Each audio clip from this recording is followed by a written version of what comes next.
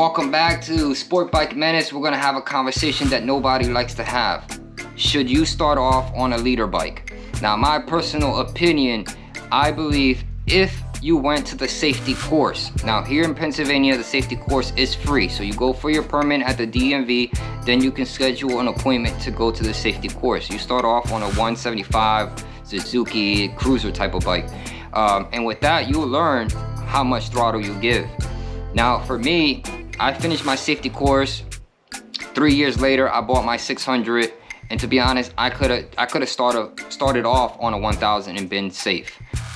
It's all about respecting the bike. Now, I had friends who rode motorcycles, and they always told me the same thing: respect the bike and respect the throttle. Don't give it too much throttle. You gotta work into it.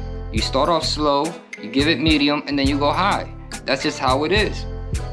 So the things to watch out on a 1000 compared to other bikes is giving it too much throttle and your back tire does a burnout.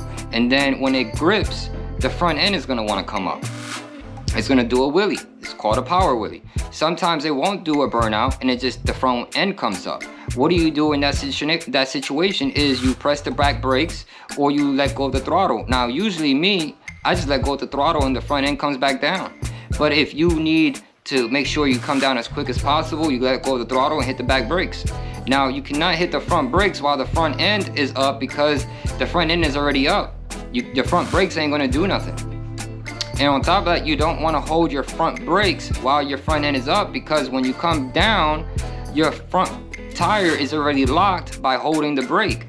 So when the front end comes down, your front tire is gonna want to slide either way, to the right or left, or you end up, the bike would probably just twist underneath you. Now, I had that happen, but it wasn't off of a wheelie. So that's a possibility. So when your front end comes up, just let go of the throttle, hit the back brakes, and that's it, you're done. Now, the same problems that you can have on a 1000, you can have on any bike. So an example is you go too hard on a corner and you didn't calculate the corner correctly, and you're going too fast for the corner and you didn't lean as hard. Now you're into the next lane and you crash the next car, or you hit a tree or the guardrail. You just crashed. Or you do the opposite. You're going hard on the corner and then you press the front brakes and the back brakes pretty hard. Now your bike's straightened out because that's just the way physics works. So you straighten out the bike and you can hit a tree, you can hit another car, because now you're in the next lane. So that's a problem. It doesn't matter which bike you get. That's just a problem that you're gonna have. What else? If your back tire is wet and you give it too much throttle on a 600, you're going to do a burnout because it's slippery.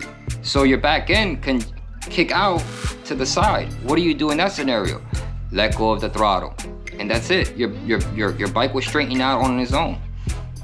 The biggest problem with people is that they panic, or they don't know how to get themselves out of sticky situations. I don't panic because it's just an instinct. You don't want to slam on your brakes to where your front tire and your back tire are sliding on the pavement. Now, I did have a bad scenario, but again, it was operator error. It was cold out and it was raining.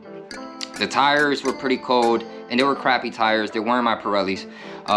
And I went to the stop sign. As I pressed the front brake and the back brake, the front tire locked, the back tire locked, and I slid through the whole stop sign. I ate the stop sign.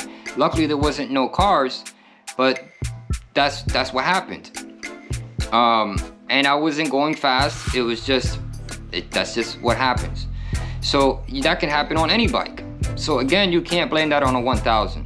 Now, another thing is people say don't get a 1000 because you're gonna get yourself killed. And again, that's any bike, you can get yourself killed. So yes, speed kills. But if you think about it, a 600 can go up to 145, 155.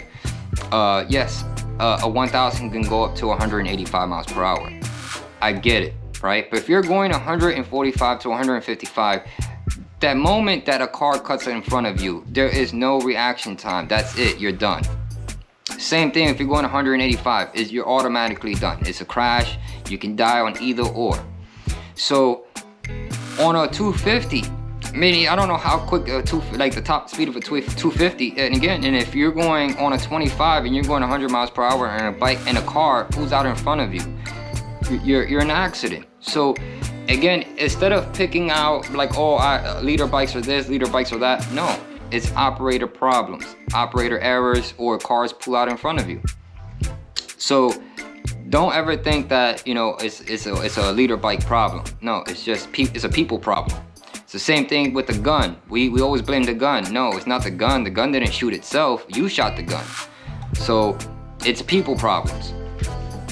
Now, another reason why I tell people don't start off on a 250 is because you're gonna get bored of it. You're gonna want to jump to a 600. You're gonna want to jump up to a 1000 eventually, if that's what you want. The amount of money you're gonna spend is a lot of money. You're gonna spend over 30,000, close to 40,000 if you jump from a 250 to a 600 to a 1000. You're gonna spend a lot of money.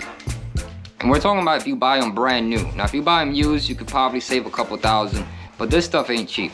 Now, another thing is, if you wanna start off on a 1000, your insurance is going to be ridiculously expensive because it is a 1000.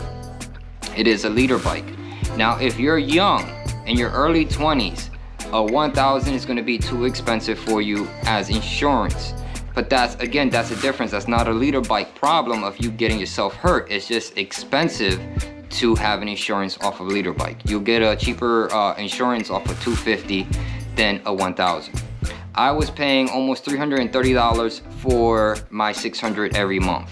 Now, my 1000, because I don't have full insurance on it, it was cheaper. It was around less than $200. Plus, the year of the bike is less than my other 600. So, again, it depends on how much your insurance is going to be, how much your monthly payment is going to be. But if you ask me, what is your personal opinion? Can you start off on a 1000? Yes, throttle control. It's all about throttle control. Respect the bike and the bike will respect you. Just pay attention to the things you gotta do. If you know it's raining, that means go slow. That's on any bike. Go slow and be safe. If you wanna make sure and you wanna go fast, and you wanna go really, really fast and go through all the gears, make sure that you're not in traffic, that you see in front of you, there's no cars, there's nobody, and you're on the highway, and you can give it full throttle. That's gonna be your safest way to go fast on a 1000. But if you're in the city, or you're in a location where there's a lot of traffic, that means you're gonna just cruise, relax.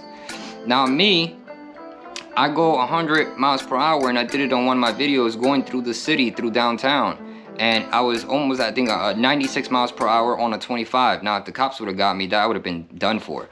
But I know when people, like which street people pull out on, and which streets are difficult to see down the street. And then again, it's not that it's people being bad drivers, it's just the fact that's just the way the streets, how they did it is just bad. Because people are parked here, people are parked there, and then that guy has to stick his nose out as much as possible so he can look down the street to make sure that I'm not coming and he doesn't pull out in front of me. So that's when I start slowing down when I get to that street, because that's when I know that there's a possibility of me getting into an accident.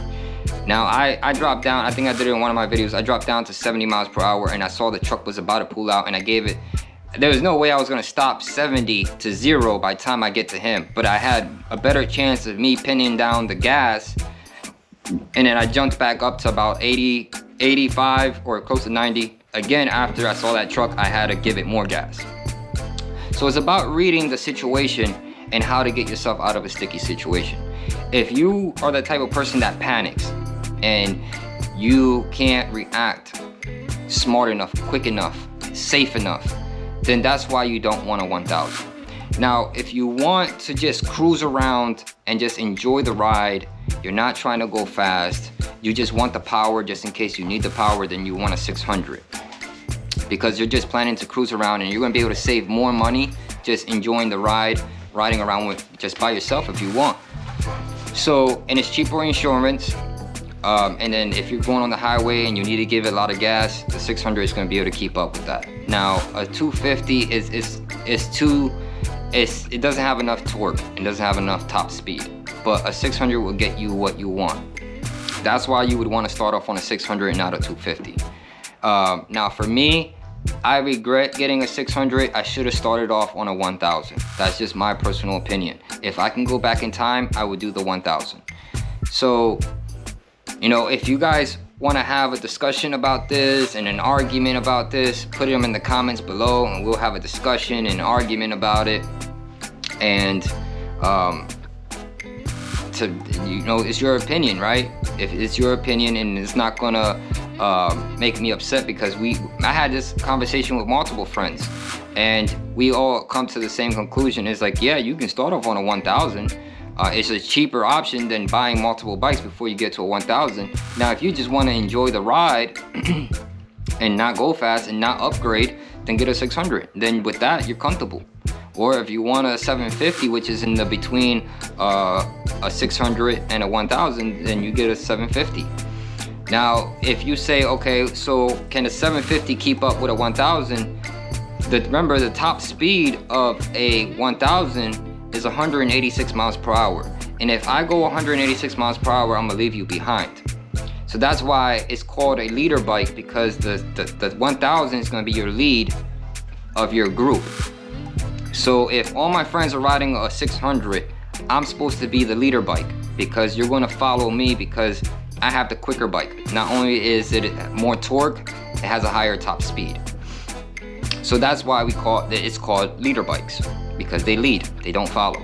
Because if I follow 600s, I can blow past them, and my top speed is 186. Their top speed 145, 155, probably 160, but I'm going 185.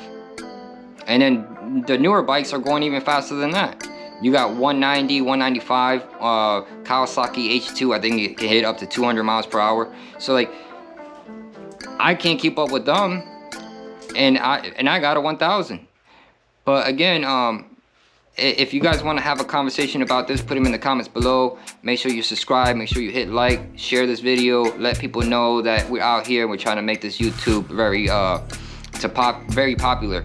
And this YouTube channel, again, even though it's called Sportbike Menace, that's not me, that's not my name, right?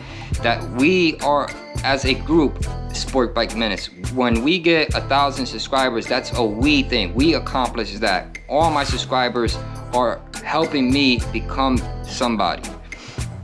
And once I become somebody, I can reinvest back into my YouTube subscribers, my Facebook, my Instagram, my Patreon. All this stuff can get reinvested into what they're doing for me, showing me support.